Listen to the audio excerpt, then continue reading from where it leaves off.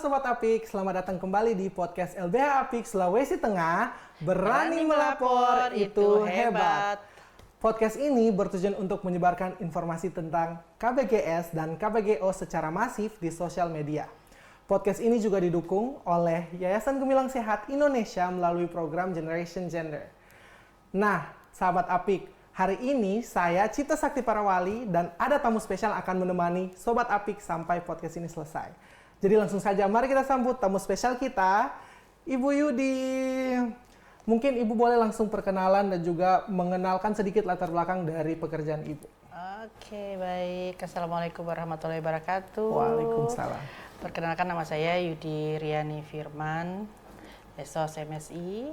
Saat ini saya diberi amanah oleh pemerintah Kota Palu untuk menjadi Kepala Dinas Pemberdayaan Perempuan dan Perlindungan Anak Kota Palu. Ya. Nah, baik, mungkin karena tadi Ibu sudah menjelaskan bahwa Ibu Kepala Dinas ya di Dinas BP3A Kota Palu. Nah, ini cocok sekali nih Ibu sama topik kita pada hari ini yang merupakan menjaga ruang aman, strategi daerah, lindungi perempuan dan anak dari kekerasan. Nah, mungkin Ibu boleh jelaskan sedikit peran dari DP3 Kota Palu itu sendiri dalam melindungi perempuan dan anak di Kota Palu. Iya, jadi peran kami selaku pemerintah, kami itu ada di tengah masyarakat, di dalam masyarakat, dalam rangka mencegah maupun menangani terjadinya kekerasan baik terhadap perempuan maupun anak di Kota Palu. Gitu. Oke. Kami melakukan perlindungan terhadap perempuan dan anak di Kota Palu, melakukan pembinaan juga kepada anak-anak di Kota Palu, ya, maupun kepada perempuan-perempuan di Kota Palu. Oke Ibu, nah muncul nih pertanyaan Ibu di benakku ini Ibu. Apa tantangan terbesar yang pernah Ibu ataupun bersama DP3A hadapi saat ini dalam menangani kasus tentang kekerasan pada perempuan dan anak? Sebenarnya tantangan yang kita hadapi itu kalau internal kita ya, kalau internal dari DP3A sendiri, kami kekurangan SDM. Ya, jumlah pegawai kami itu banyak, tetapi yang punya kemampuan untuk mampu berkomunikasi dengan korban itu agak susah, ya kan biasanya.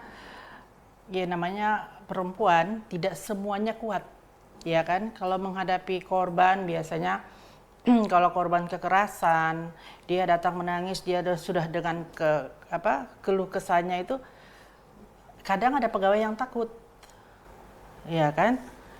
Nah itu kita kekurangan SDM di situ, itu untuk internal kita. Sementara kalau untuk masalah biasanya di luar, yang menjadi tantangan kita adalah biasanya pelaku itu adalah kepala keluarga, penyokong ekonomi. Nah, pada saat proses berlaku, kita kan selalu menginginkan bahwa pelaku itu harus dihukum. Iya, betul Ibu. Ya kan? Iya. Nah, ini jadi tantangan buat kita. Kalau dia dihukum, ekonomi mereka, karena biasanya kan pelaku adalah orang terdekat. Nah, itulah tantangan kita yang paling besar, yang paling sulit kita hadapi sampai dengan hari ini. Bagaimana mereka, korban ini tetap mendapatkan haknya, tetapi di sisi lain, pada saat pelaku ditangkap, maka ekonomi mereka goyah. Nah, betul sih Ibu, karena memang untuk menghadapi psikologis dari korban itu sendiri memang sangat sulit, apalagi orang yang belum berpengalaman kan langsung turun menghadapi psikologis dari korban itu sangat sulit. Dan juga beberapa kasus juga yang saya dapatkan memang beberapa pelaku itu dari kepala keluarga sendiri. Jadi memang takutnya jika mereka melapor itu tidak ada lagi sumber finansial misalnya untuk keluarganya. Rumah tangganya pasti bagaimana ekonomi rumah tangganya itu pasti akan goyang. Nah, makanya kami DP3A selalu mengupayakan untuk bagaimana perempuan itu berdaya. Dia punya kemampuan lain, dia mampu berkarya, dia bisa menghasilkan uang gitu. Ya kan? Iya. Itu supaya apa? Kita tidak tahu ke depan ini apa yang akan kita hadapi. Tapi kalau kita punya kemampuan untuk melakukan sesuatu yang akan menguntungkan kita baik di saat ini maupun akan datang, itu kan lebih baik. Betul, Ibu. Iya kan? Iya. Jadi dari tadi kita ngomongin tentang kasus nih, Ibu. Mungkin bisa Ibu sedikit paparkan seberapa besar kasus terhadap perempuan dan anak di Kota Palu saat ini. Apakah kasus itu ada kenaikan, meningkat atau menurun begitu di dalam ranah digital misalnya atau di ranah umum? Jadi begini, kalau kita mau melihat angka setiap tahunnya itu dia naik. Ya kan? Kalau sekarang sampai dengan hari ini itu kasus kekerasan terhadap perempuan tinggi. Itu 8 yang terlapor ya. Iya. Yang terlapor di kami itu ada 18 kasus kekerasan terhadap perempuan. Kemudian kasus kekerasan terhadap anak itu 12. Angkanya naik itu bukan berarti bahwa kekerasan di Kota Palu itu tinggi, bukan.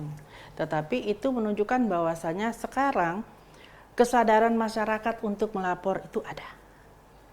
Ya kan? Nah, berarti ini yang kita harus kita harus support bahwasanya masyarakat kita perlahan-lahan sudah mulai peduli. Ada apa sedikit karena sudah dianggap mengganggu, melapor. Kalau dulu enggak ada, selalu berpikir, Palu bro, biasalah kayak begitu. Kalau misalnya anaknya dia mau cekek, dia mau apa ya anaknya. Kita ngapain sewot kan seperti itu. Iya betul Ibu. Daripada kita yang dicekek, mending kita diam. Nah sekarang kan tidak seperti itu. Pelan-pelan. Kita punya forum anak, ya kan? Iya, ya sebagai alumni forum anak tentunya tahu bagaimana kerja-kerja forum anak. Iya. Ya kan? Sekarang mereka juga sudah lebih aktif. Bagaimana menjalankan peran mereka sebagai pelopor dan pelapor. Gitu. Mungkin itu membuktikan bahwa meningkatnya kasus itu bukan berarti memang tingkat kekerasan di Kota Palu itu membesar, tapi semakin masifnya informasi terkait bahwa kekerasan itu tidak boleh dinormalisasi kan? Iya betul. Betul sekali. Mungkin Ibu juga bisa jelaskan jenis kekerasan apa yang sering didapatkan atau dilaporkan ke DP3A itu sendiri. Kalau untuk kasus perempuan paling sering KDRT. Ya. Dan ini juga satu kendala juga kita ya, kadang jadi tantangan juga jadinya. Kasus KDRT, jadi dia datang so biru-biru, so bangga, so datang melapor, kan? Bawalah kita ikuti prosesnya semua, bawa ke Polres, ke Konet PPA, dilaporkan, bla bla bla. Minggu depan laporannya ditarik. Kenapa itu, Ibu? Dia akur lagi sama suaminya. Balikan ya istilahnya. Iya, jadi dia datang boncengan sama suaminya, tarik laporan. Ya kan? Nah, sementara kan di kita ada pelaporan itu yang secara nasional. Jadi setiap itu kita masukkan. Begitu datang lapor ke polisi, itu kita laporkan. Tiba-tiba ditarik, itu kan kendala jadinya di kita. Masa iya itu nggak bisa di-delete loh. Iya kan? Ya, dan polisi itu paling sebel kalau urusannya kayak begini. Kita kasihan dia datang dengan kondisi seperti itu, kita prihatin. Tapi nanti minggu depan dia datang dibonceng suaminya, gitu. Dia tarik lagi laporannya. Itu paling banyak kita kasus KDRT. Kemudian kasus pelecehan. Itu masih tetap bertahan untuk kasus-kasus di Kota Palu, ya kan, terutama kasus pelecehan terhadap anak. Dan rata-rata kasus pelecehan itu pelakunya adalah orang terdekat. Kalau dari kasus terhadap perempuan dan juga anak ini, menurutnya Ibu mana yang paling rentan, mana yang lebih rentan? Semuanya rentan. Semuanya rentan dan semuanya butuh kewaspadaan.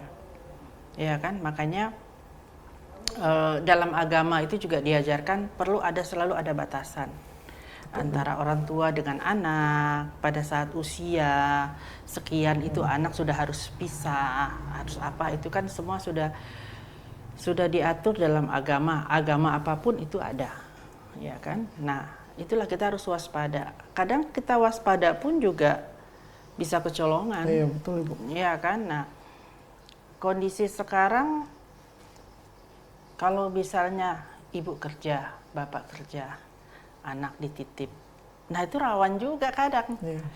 iya kan? Kadang biasa yang dititipin, ya itu yang memanfaatkan, Iya betul. iya kan? Nah itulah makanya tetap butuh kewaspadaan, Iya. pengawasan yang lebih intensif. Bukannya kita harus overprotektif terhadap keluarga, tidak. Tetapi memang kita butuh itu, ya. Makanya dalam rumah tangga itu harus ada perhatian dari orang tua ke anak. Begitu juga kebalikannya, anak pun juga harus peduli pada orang tua, ya kan? Iya, Ibu. Mungkin dari DP3 sendiri bagaimana peran masyarakat itu sendiri dalam mencegah dan juga melaporkan kekerasan di perempuan dan anak ini? Iya, kalau kami DP3A saat ini kan kita punya namanya Forum Anak. Kemudian kita punya juga namanya Satgas PATBM. Nah, inilah yang kami coba perkuat di lapangan di kelurahan-kelurahan karena ini kan kalau PATBM kami punya di semua kelurahan. Tapi kalau Forum Anak tidak, kami belum punya semua. Itu kan, kalaupun punya semua tidak semuanya aktif. Ya kan? Ya karena itu tadi anak-anak sekolahnya dari pagi sampai sore. Iya. Sampai sore itu kadang dia harus kerja tugas, istirahat dan sebagainya. Hari Minggu pun juga kadang dia ada eskul di sekolahnya. Nah, itu juga jadi salah satu kendala buat Forum Anak lebih aktif Iya. gitu kan. Nah, makanya kita perkuat di PATBM. Kita juga mencoba beberapa kegiatan-kegiatan edukasi ke kelurahan-kelurahan bagaimana untuk mencegah kekerasan ini dan bagaimana juga prosedur pelaporannya. Apa SOP, apa yang harus dilakukan, kemana harus melapor itu kita. Gitu kan. Kalau ya betul sih, karena kemarin juga dari Forum Anak sendiri saya lihatnya observasinya itu mereka lagi turun-turun juga ke kelurahan menyebarkan informasi terkait beberapa informasi terkait anak. Dan kedepannya juga akan ada dipanggil itu Forum Anak Ibu untuk membawakan materi tentang pernikahan anak, perkawinan ya. Jadi anak. Satu inovasi kita yang kita coba lakukan kita di tahun lalu, kemudian sekarang adalah tindak lanjutnya. Kita coba satu inovasi terhadap pencegahan pernikahan anak. Kita coba kolaborasi dengan Dewan Adat. Ya. Jadi kita melibatkan Dewan Adat karena kalau kita lihat dari struktur Dewan Adat itu dia sampai Dewan Suro di RT itu dia ada. Nah, itu yang kita coba. Bagaimana pada saat mereka mendengarkan ada informasi di sana ada anak yang mau dinikahkan. Ya, no accident loh ini. Ya kan? Kalau by accident ya aku boleh buat. Tapi kalau no accident ngapain harus dinikahkan gitu kan? Kalau memang dia harus sekolah ya disekolahkan. Nah, ini kenapa kita kolaborasi dengan Dewan Adat ya kita mencoba mungkin mereka lebih peka mendengarkan informasi bahwa di sana ada yang mau nikah, ada yang mau apa di lingkungan mereka. Nah, itu mereka edukasi ke orang tuanya. Nah, kalau misalnya tidak mereka indahkan, ya bisa jadi hukum adat yang berlaku. Ya kan? Nah, itulah. Karena kalau kita mau pakai hukum negara dari di zaman dahulu kala sampai sekarang tidak pernah ada yang melarang orang tua menikahkan anak. Iya kan? Nah, kita cobalah dengan hukum adat, makanya diedukasi dulu.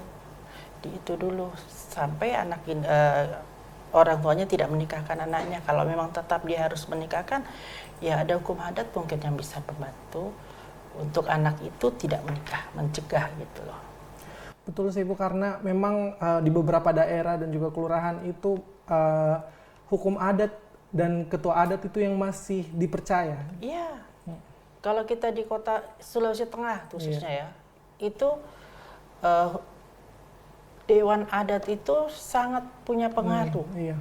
Ada powernya begitu di kelurahan. Ada powernya di masyarakat, ya kan?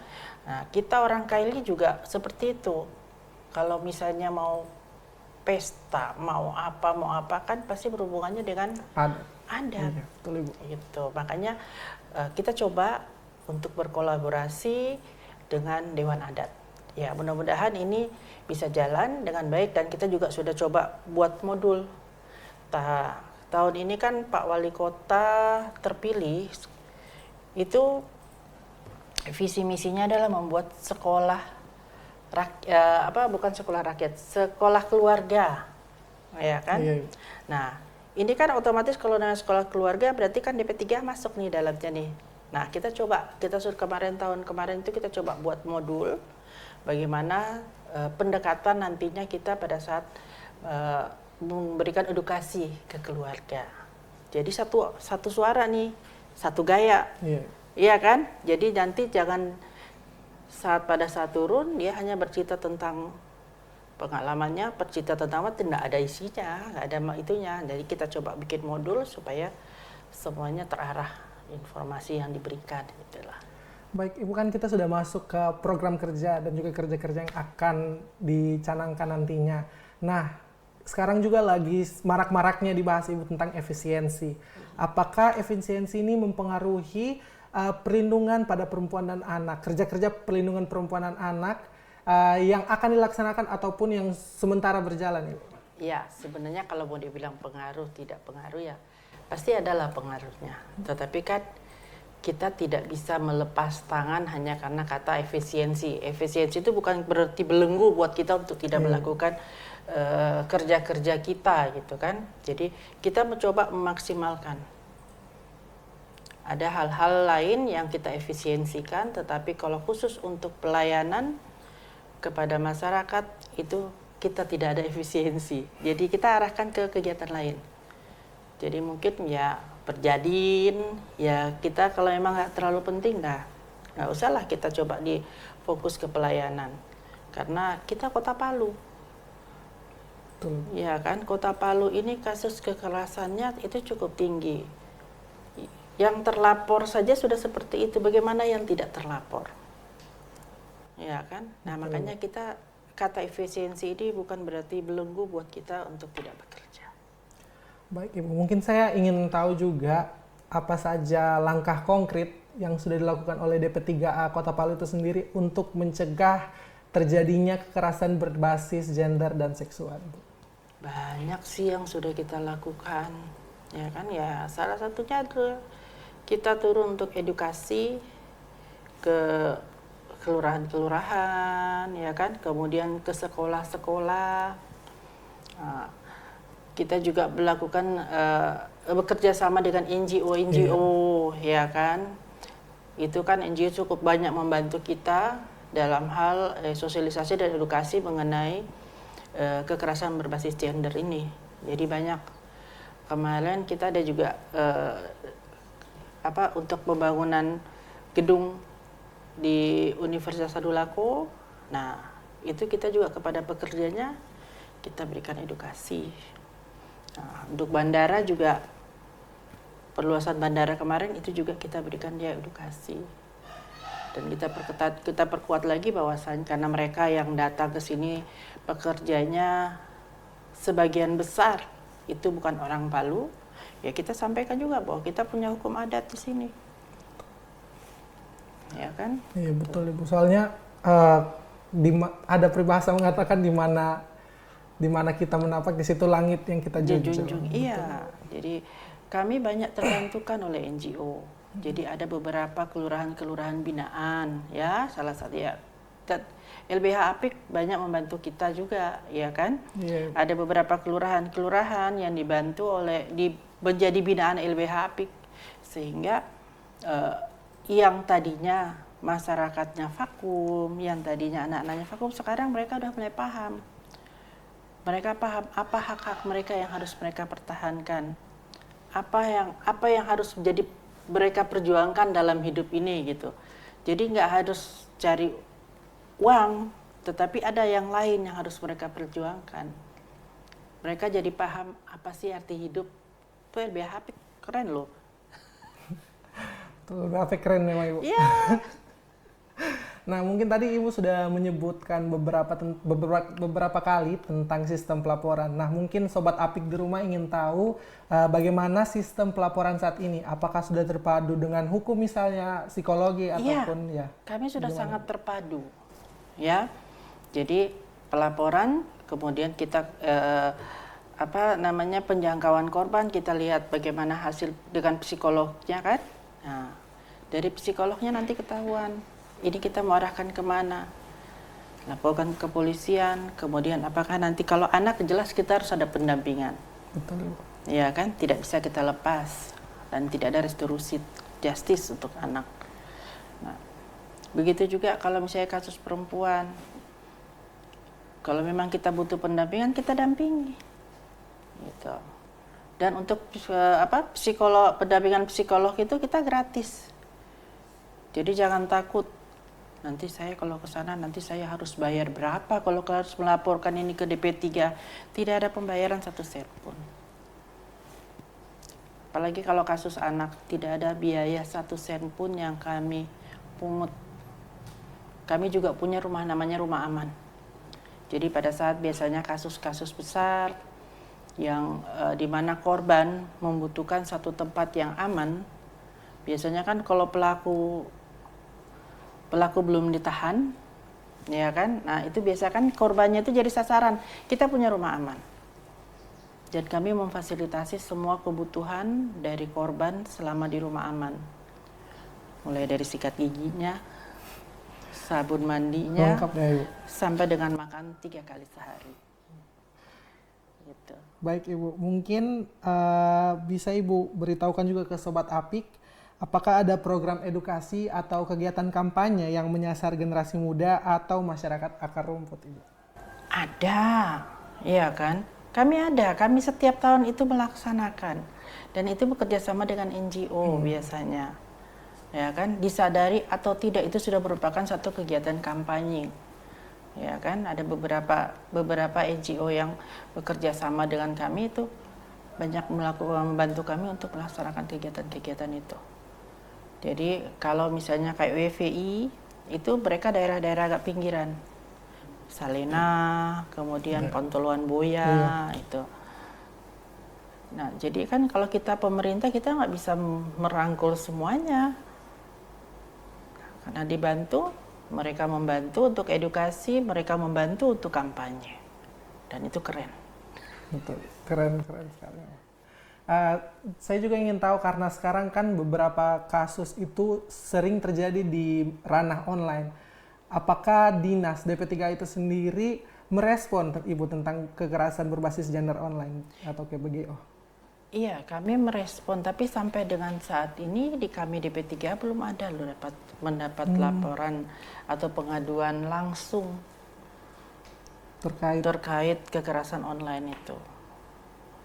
Gitu. Jadi sampai saat ini sampai dengan hari ini belum ada yang melapor ke kami. Gitu.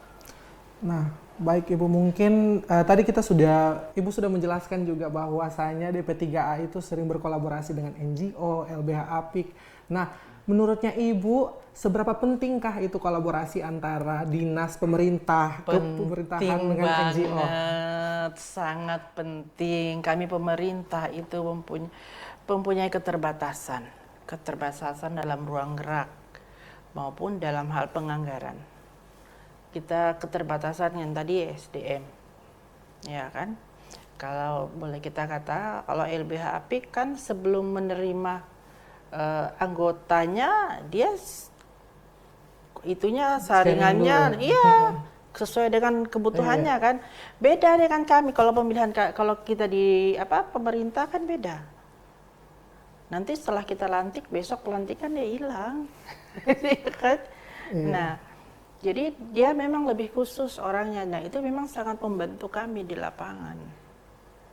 Orang-orang tersebut. Karena di kami, SDM kami juga terbatas. Tidak semua orang punya kemampuan seperti itu. Gitu. Jadi mungkin ada Peksos atau apa, tapi kan kami tidak punya Peksos. Peksos itu adanya di Dinas Sosial. Mereka memang ahli untuk urusan seperti itu. Di kami tidak, kami lebih banyak ke sarjana yang umum. Ada sarjana hukum, tetapi kan dia tidak fokus bagaimana penanganan kasus. Nah itu kan dia harus belajar lagi, ya kan. Nah untuk belajar itu kan dia butuh waktu lagi dan butuh biaya lagi. Nah kami dari pemerintah tidak menyediakan itu. Dia harus menyediakan uang pribadi. Butuh kesiapan lagi untuk uang pribadi di situ gitu. Jadi memang kalau mau dibilang ini penting, ini sangat-sangat penting. Nah, ini tadi dibahas bersama, kolaborasi bersama NGO. Kalau kolaborasi bersama masyarakat sipil dan komunitas muda, Ibu, apakah penting untuk Sangat kolaborasi penting. di isu ini? Sangat penting. Kenapa? Karena mereka menjadi kita berkolaborasi dengan mereka para anak muda, orang-orang dewasa, perempuan-perempuan hebat yang ada di masyarakat. Mereka itu kan menjadi inspirasi bagi masyarakat lain, menjadi inspirasi, menjadi tokoh utama bagi masyarakat di sekitar mereka yang nantinya akan ditiru.